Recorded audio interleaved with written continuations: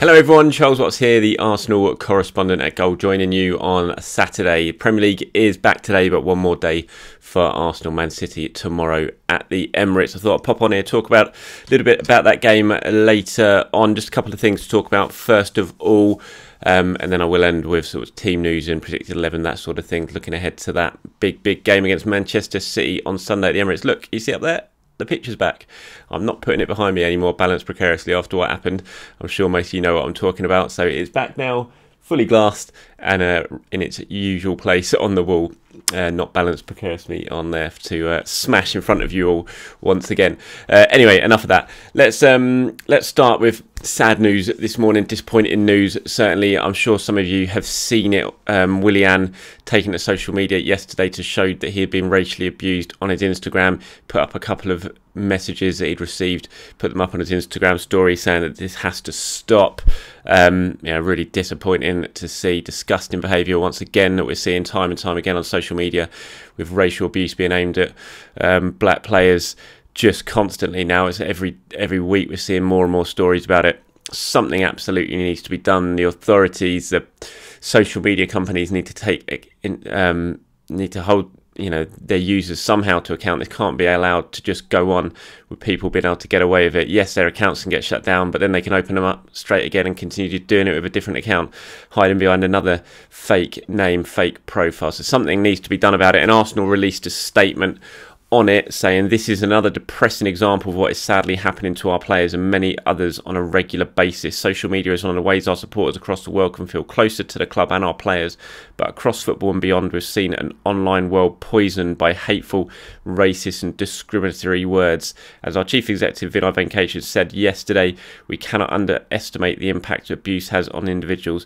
and the recent spate of abuse needs to be a wake-up call. We all need to work together to drive this behaviour out. This includes clubs, governing bodies, fans, media and politicians, but requires the help and commitment of social media companies.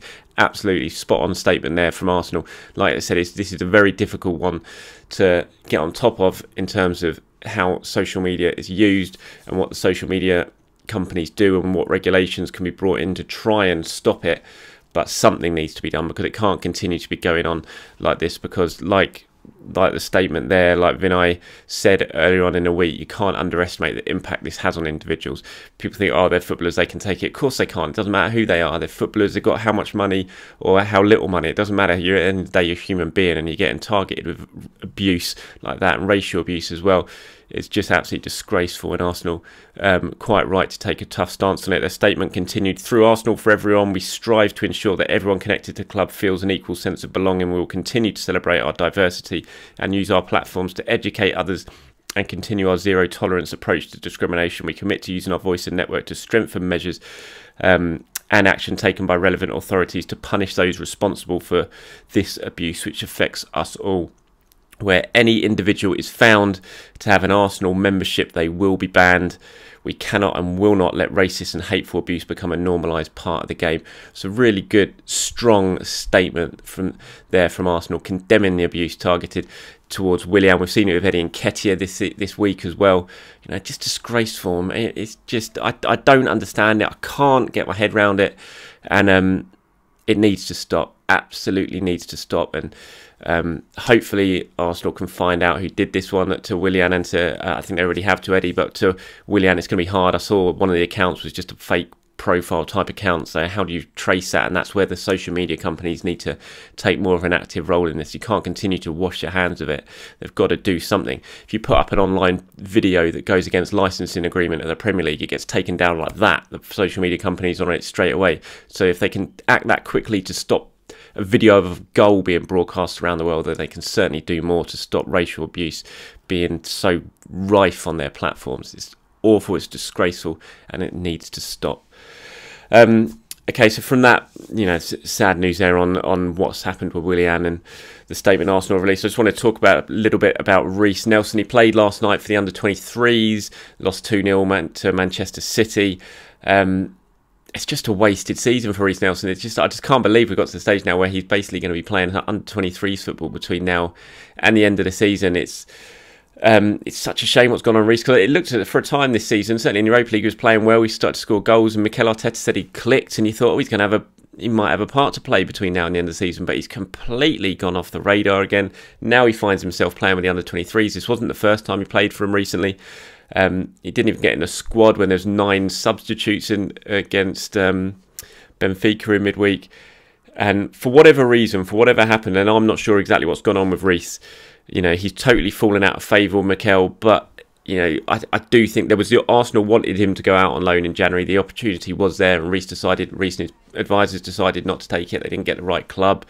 They didn't feel like the right club had come in. But surely any club is better than playing under 23s football at his age, at his time of his development. He doesn't need to be sitting around playing kids football, which basically what it is, under 23s football. It's not competitive enough, and it's just a real shame. It just feels like an absolute wasted season.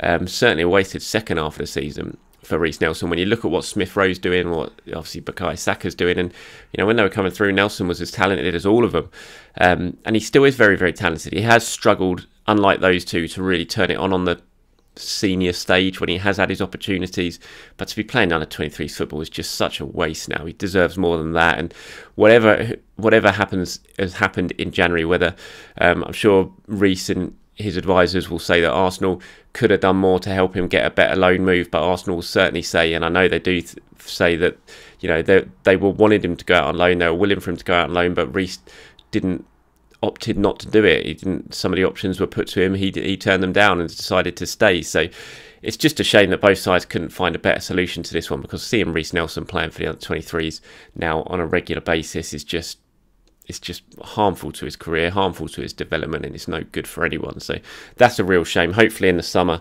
something can happen with Reece and he can get himself out, whether it's loan or permanent. You'd say permanent right now, get himself going again, because he needs to start playing football, and certainly not at under 23s level. Talking about under 23s football, one player who didn't play last night, I think due to injury, although not entirely sure, was Willian Balogun.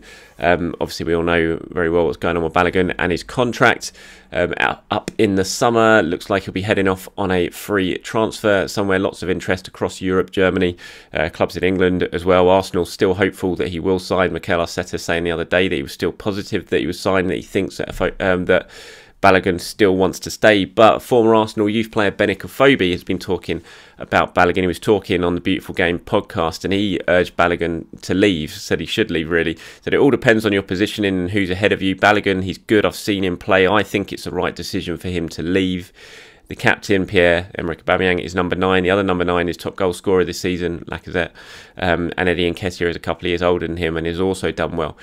So Afobe urging Balogun to leave. Obviously Afobe did that. He left Arsenal at a young age, went on to have a decent enough career.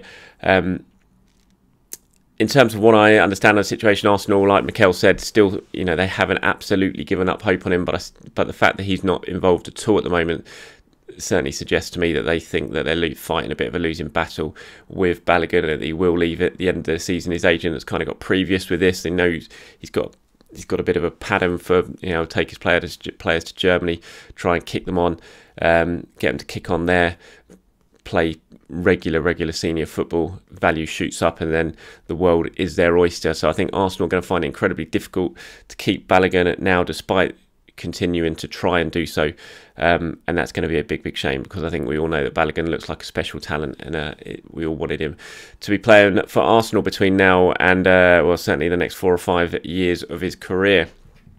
Right, let's talk about Man City. Big game at the Emirates, strange game at the Emirates tomorrow, because as I said in the previous videos, that I just felt that Benfica's game was bigger than this one, because Benfica's just so crucial. Arsenal have got to get through that, and the fact they drew 1-1 on Thursday night in the first leg means there's all to play for in the second leg.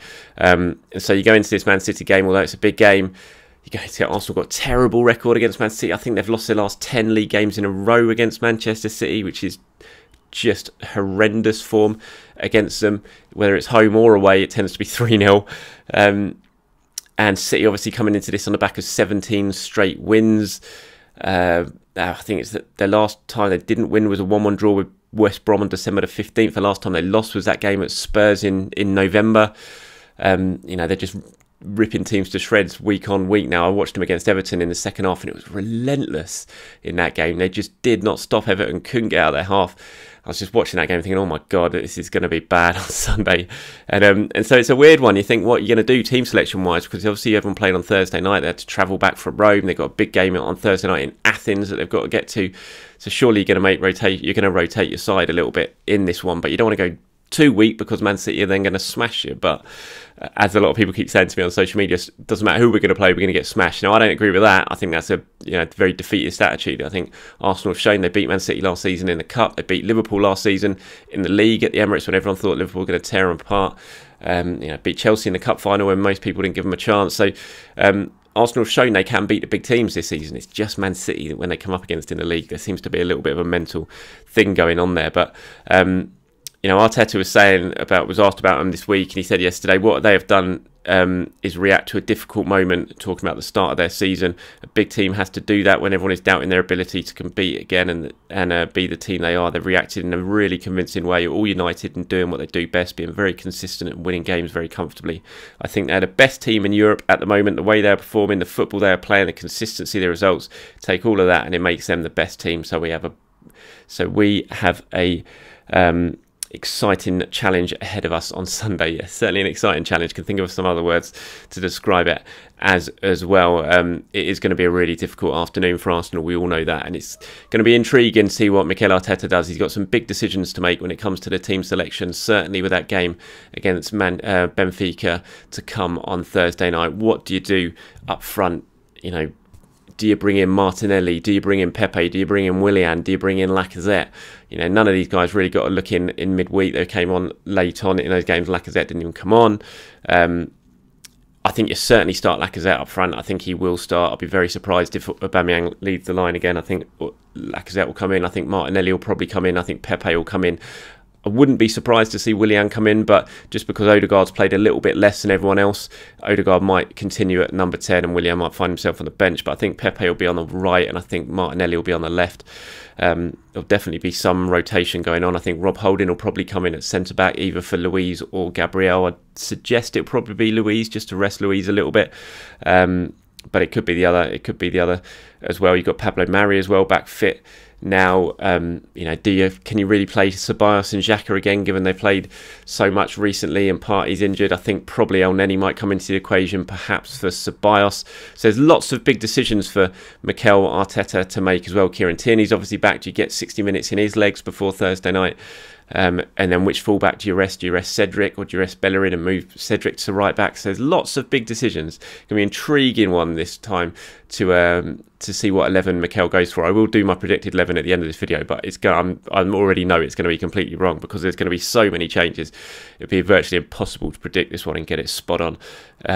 But yeah, it's going to be interesting because Man City, I know they got Champions League to focus on as well, but I think they know what position they're in the league at the moment. They don't want to let things slip. They don't want to give anyone behind them an opportunity to close the gap. So I think they'll go very, very strong on Sunday.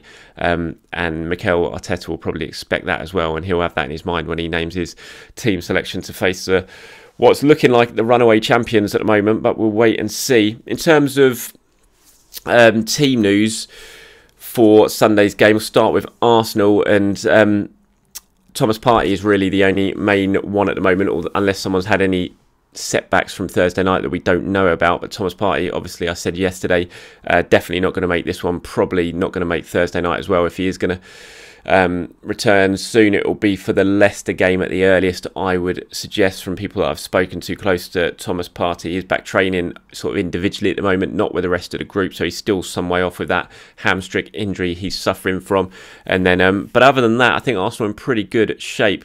Obviously, there'll be changes, as I've just mentioned, but injury-wise, they're in pretty good shape. For Manchester City, Gundogan, who's been so good this season, scoring goals from everywhere, coming from midfield. He missed the game at Everton in midweek. He's going to have a late test on a groin problem. Obviously, Kevin De Bruyne is back and fit. He came on against Everton for his first sub-appearance since that injury. Wouldn't be surprised if he's going to start. Nathan Ake's back in training, but it looks like tomorrow's game will be too early for him, so he's doubtful to be involved. So yeah, it's really frustrating that Kevin De Bruyne is back and available.